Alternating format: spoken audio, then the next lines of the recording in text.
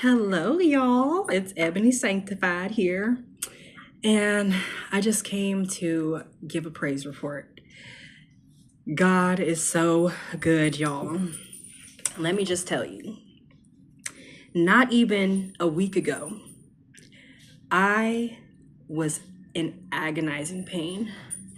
Y'all know from my previous videos that I've suffered from severe tooth pain and infection ever since I got clean off methamphetamines. And I was on my knees praying for deliverance because I did not know what I was going to do. I didn't have the money for my teeth to get pulled. I didn't have the money to pay my rent. I had money from working, but my bills were so far behind just because of the last time I had to go to the dentist and it cost me $600 to get my tooth pulled. I haven't been able to catch up since. My bills have consistently been late. My rent has consistently been late. The late fees on top of that have just kept digging my hole deeper and deeper. But still, I stayed faithful to the Lord. I still prayed. I still go to church. I still read my Bible. I still listen to no secular music and praise and worship and go out and volunteer in the community and try and spread the gospel anywhere I can. And I started looking at work as my ministry instead of dreading having to go there every day and be around sinners. But I still was in pain most days. And the pain was so bad I couldn't even go without taking ibuprofen and Tylenol every 4 hours, every 6 hours. Like, it was just getting real bad. My face was starting to swell. And this was the second time. Like, last year had the same problem. And so this problem was reoccurring. And I didn't know what to do because the dentist didn't care. They wasn't doing nothing for me except giving me some antibiotics and sending me home. They wouldn't even give me pain pills. So I was praying and God spoke to me. He said, why don't you reach out to your community? And the church always says, reach out to your community, be in a community group so that there's people at this church that know what you're going through so that your needs and your wants will be known. And I was like, you know what? I'm gonna do that. I was so ready to have to give up everything, to give up my apartment and to live out of my car because it was going to cost my entire rent check to be able to pay for the dentist bill.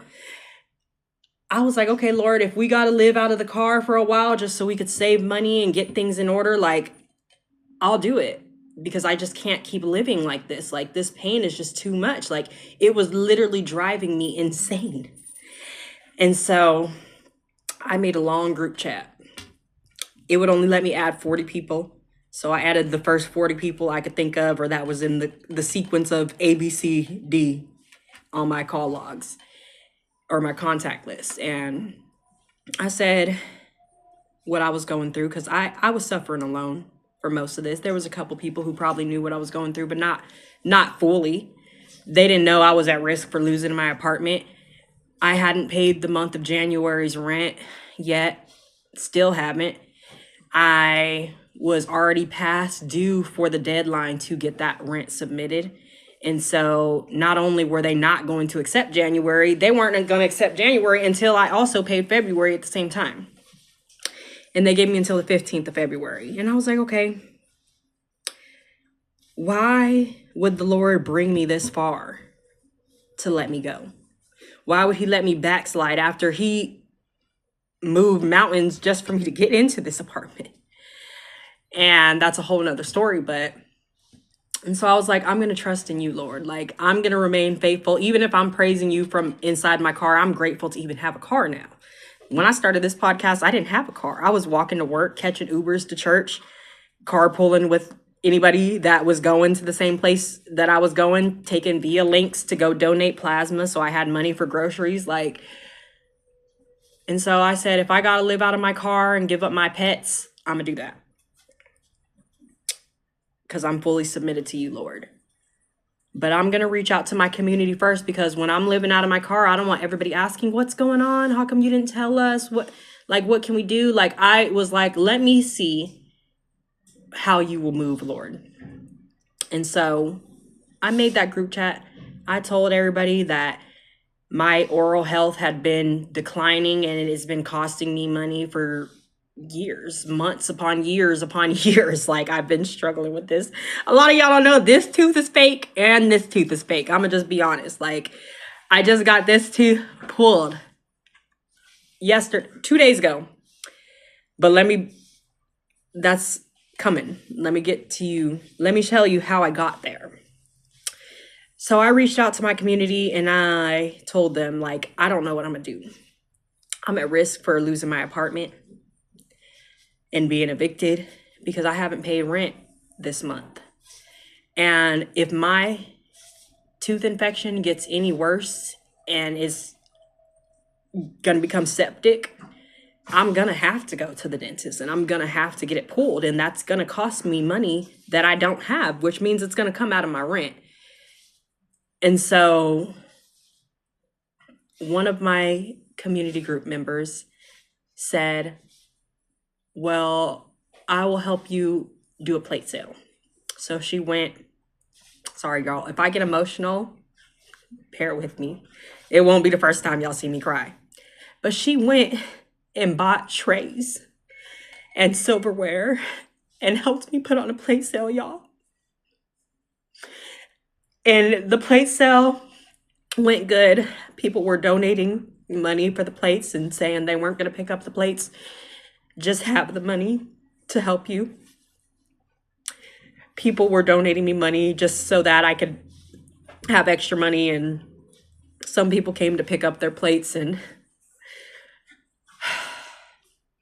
so the day of the plate sale, I didn't have no pain. So I was able to cook everything with love and pass it out and just spend the day with some fellow believers and just praise and worship the whole day while we cooked and just talked and shared our stories with each other.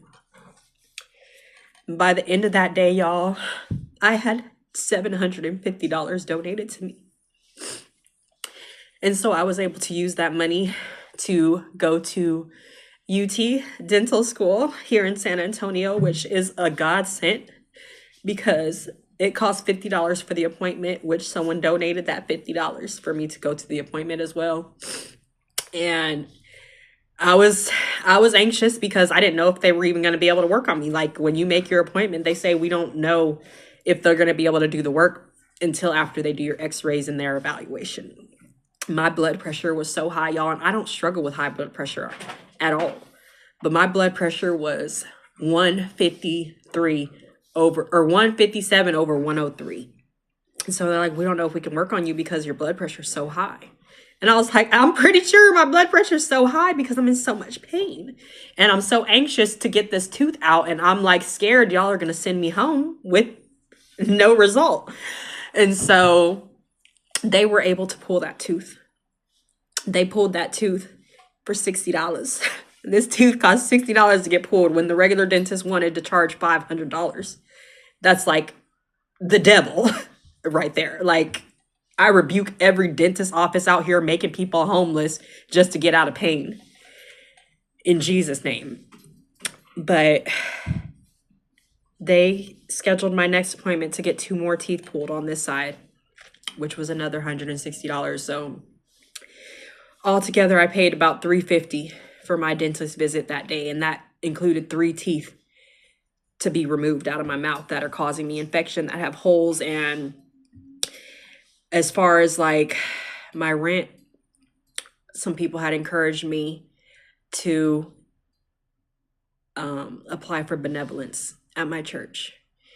And there's also a rental assistance program that will pay your rent once a year. And so I used that rental assistance last year, and I thought that I couldn't do it again because I was told that you could only do it one time, and one time was it. But apparently it was one time a year. And so they sent me the information, one of my neighbors and sisters in Christ. And so I was like, you know what? I'm just going to do it. I'm going to submit a benevolence application to see if they'll help me get my implants for my teeth, because I'm going to have like 1, 2, 3, 4, 5, 6 missing teeth at the top. Like, I have a full set at the bottom, but I'm going to have 6 gaps at the top. And so I applied for benevolence to see if they would help me pay for the implants. And then I also applied for the rental assistance to help me catch up on rent, because with the money I make from work, I had 1 month's worth of rent in my account. I literally live month to month. And so the first time I applied for the rental assistance, it took about 2 weeks to get approved. It took about a week to get an answer and to schedule a visit or an intake appointment. And a week later, you get your appointment, and then about another week. So it took 3 weeks the first time. I emailed them, and the very next day, they responded with my intake appointment schedule. And I was able to make a schedule for that same day. So one day it took. That's how God moves, y'all. Like, it took one day for them to respond. And I'm still waiting on their answer, which I won't know till next Wednesday, but I believe in faith that they're going to pay my rent for January. And not only that, but when I applied for the benevolence application, I had asked them to help me with my teeth, and it said on the application that it was not an emergency fund and that it could take up to 3 weeks to hear back from them. They responded back in 2 days, y'all. 2 days later, they responded back to my email, and I saw that email last night. And they weren't able to help me with my teeth, y'all, but they're going to pay 1 month's worth of rent. So not only did the Lord pay my 2 months of rent, he also provided me the money to go to the dentist and to get my tooth pulled. And now I have money in my bank account so that I don't fall behind for March. I could pay March right now too, y'all. So a week ago, I was in agonizing pain, ready to be evicted and have to spend my rent money to get my teeth pulled. And God made a way out of no way, y'all. And I just wanted to come and share with y'all, like, our Father sees us. Our Father hears our tears. And don't do it alone. Like, I was suffering alone for months, y'all. Like, you could even say for years, because this was reoccurring. Like, and I finally reached out to some people, so to some other believers, some community members, some volunteers with me at church, some people from my community group. I even reached out to people that are still in the world who are not saved, just to share, because I knew God was going to deliver. I knew he was going to make a way, and I wanted them to have testimony to see, like, look, this is what I'm struggling with. And even if you don't respond, and even if you don't want to help, and even if you're not even moved by my pain, I want you to see when I get delivered that God did this for me. And if he could do it for me, he could do it for you. Whatever you're going through. Like, people say, oh, is God going to pay the bills? Yes, he does pay bills. And I'm a walking, living testimony to that, because he paid my month for January and he paid my month for February. And now I have money to pay for March, y'all. And my teeth have gotten pulled. And if I got to walk around with no teeth in my mouth, at least I won't be in pain. At least I won't be suffering. So